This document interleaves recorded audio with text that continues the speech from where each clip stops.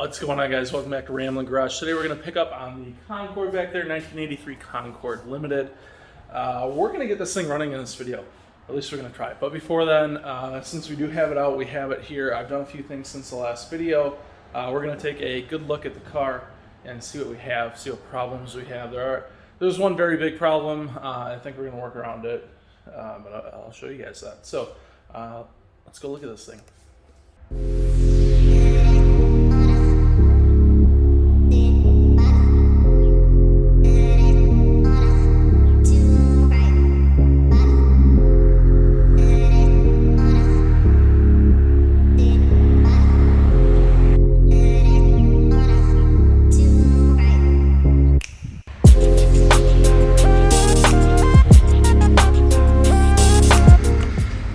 Let's step in. We did get this thing home on a towed alley. As you guys, I do believe, know, I did not have a key. So I popped the steering wheel off. This is a GM ignition, or a GM steering column. I still have the lock out, so there's some steering wheel play, but we have a key cylinder in there, and I have a key.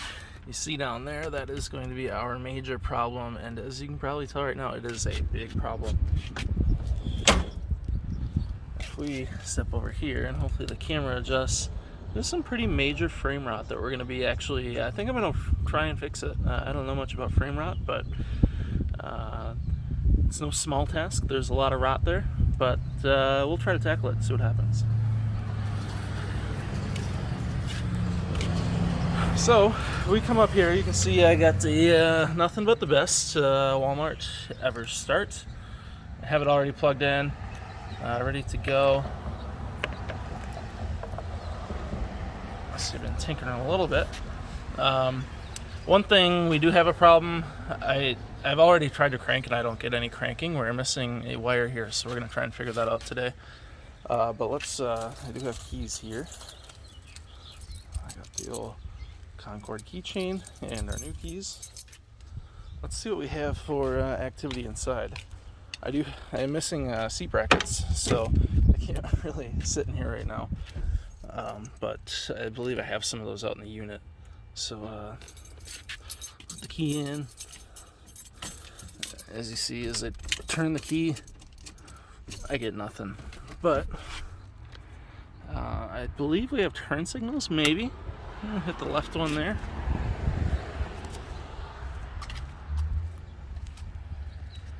Oh, they have a solid light.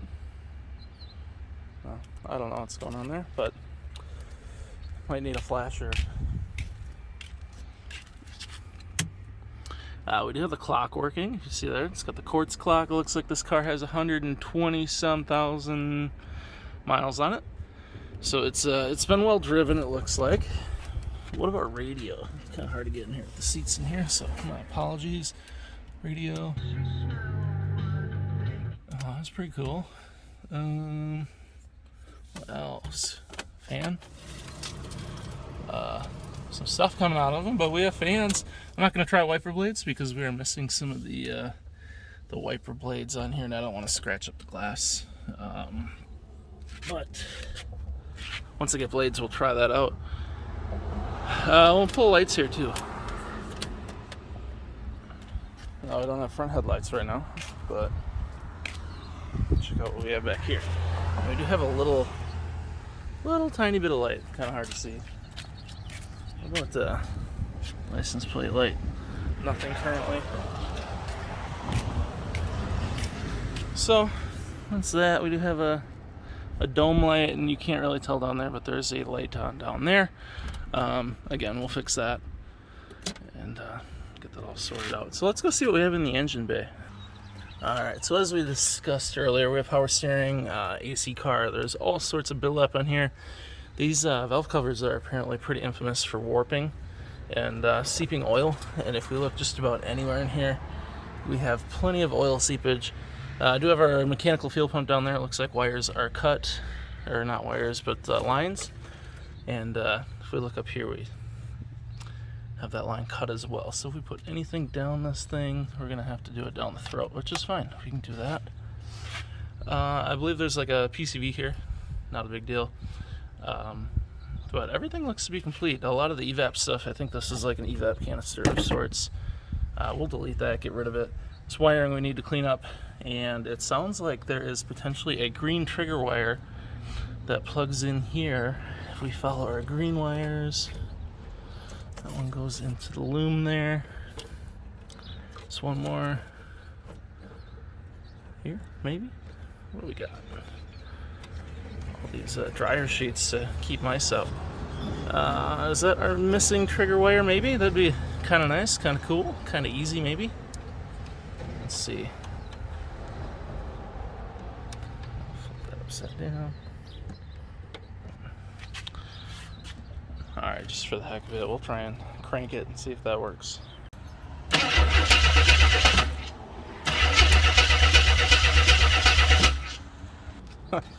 Alright, what are the odds of that working so well? I thought I heard some arcing in here, but I don't really know. I'm half tempted to just throw some starting fluid down the carb and see if it starts. What do you guys think? That sounded like a yes to me. Yeah, let's give it a shot, see what it does. Drive shaft's out in this thing, so we don't have to worry about it jolting forward or anything. It is in park, but you never know. Let's put some ether down there and see what it does.